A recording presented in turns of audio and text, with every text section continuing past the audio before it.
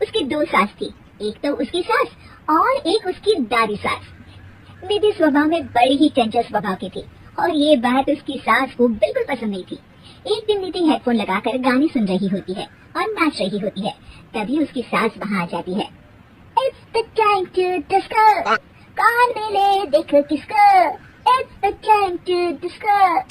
निधि जैसे ही मुड़ती है, उसकी सास वहाँ खड़ी होती है। वो अपनी सास को देखकर नाचना बंद कर देती है। मम्मी जी मैं ना बस थोड़ा।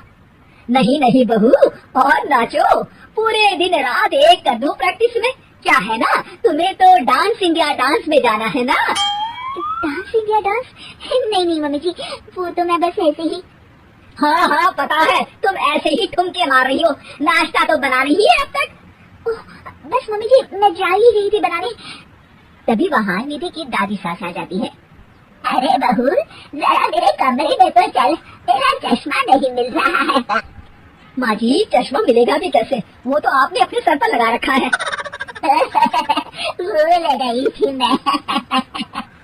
सास वहाँ से चली जाती है और दादी सास निधि की तरफ देखकर मुस्कुराती है और आंख मारती है।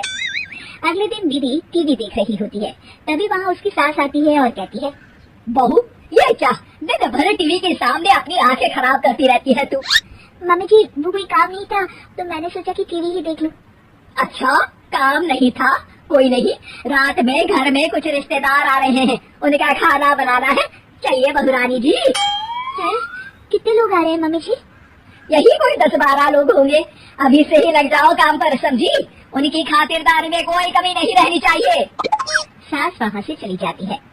बाप रे 10-12 लोग, इतने लोगों का खाना, इतना खाना तो एक साथ मैंने कभी नहीं बनाया। निधि रसोई में जाती है और सब्जी काटना शुरू करती है। सब्जी काटते हुए काफी वक्त बीत जाता है, तभी उसकी सास आती है। ये क्या, अभी तक सब्जी ही काट रही है? अरे अभी तक तो सब्जी बन भी जानी चाहिए थी, जल्दी जल्दी हाथ चलाओ बहू, मैं जरा मार्केट जा रही हूँ। सास चली जाती है। इतना सारा काम है और खुद अकेले ही करना पड़ रहा है मुझे। निधि सब्जी काटने के बाद आटा गूंदना शुरू करती है, तो देखती है कि आटा खत्म हो गया है। आटे के पैकेट ऊपर वाले स्लैब में रखे हैं। उफ़, एक काम और बढ़ गया। निधि आटा निकालने के लिए स्टूल पर चढ़ती है और पैकेट उतारने लगती है, तभी उसका बैलेंस बिगड़ता है और सारा आटा उसके ऊपर गिरता है। हे भगवान, मर गई रे, ये तो सारा आटा ही गिर गया, अब क्या करूं? आज तो सासू माँ से बहुत डांट पड़ेगी। तभी उसकी दादी सास को रोने की आवाज आती है और वो रसोई की तरफ आ जाती है। देखती है कि निधि आटे में लत-पत जमीन पर बैठी है और पूरा आटा रसोई में बिखरा हुआ है। अरे बहू ये क्या हालत बना रखी है तूने अपनी, मेहमानों के आने का वक्त हो गया है और रसोई की ऐसी हालत है। दादी सासू माँ आज तो मुझे मम्मी जी घर से ही निकाल देंगे।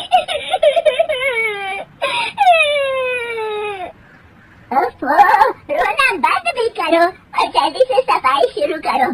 चलो खाना मैं बना देती हूँ। निधि सफाई में लग जाती है और दादी सास झटपट सारा खाना बना देती है। रात में सारे मेहमान खाने पर बैठते हैं। लीजिए ना, आज तो सारा खाना हमारी बहू ने बनाया है। सब खाना शुरू करते हैं। कैसा लगा आप लोगों को बहू के हाथ का खाना? खाना तो बहुत ही अच्छा बना है। हाँ हाँ, और ये पालक पनीर तो बहुत ही अच्छा है। ये सुनकर निधि बहुत खुश हो जाती है और अपनी सास की तरफ देखती है, तो देखती है कि उसकी सास तो कुछ भी खा ही नहीं रही होती। अरे मम्मी जी आप लीजिए ना, मैं परोसती हूँ आपको, ये लीजिए पालक पनीर और ये लीजिए रोटी। सास जैसे ही खाने का निवाला खाती है तो अपनी बहू की तरफ देखती है। कैसा बना है खाना मम्मी जी? सास दादी सास की तरफ देखती है। अब बहुत अच्छा खाना बना है। दादी सास समझ जाती है कि उसकी बहू को पता चल गया है कि खाना उन्होंने बनाया है और निधि ये सोचकर घबरा रही होती है कि अब उसकी सास उसका क्या हाल करेगी। सारे मेहमान चले जाते हैं। बहू तुम्हें शर्म नहीं आती, सारा खाना तुमने सासू माँ से बनवाया? नहीं मम्मी जी, वो दरअसल आटा।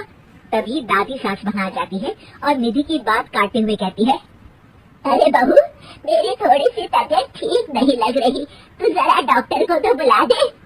अरे सासू माँ क्या हो गया आपको, चलिए कमरे में आइए आप।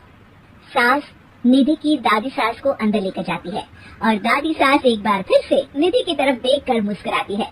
दादी सास ने मुझे फिर से बचा लिया।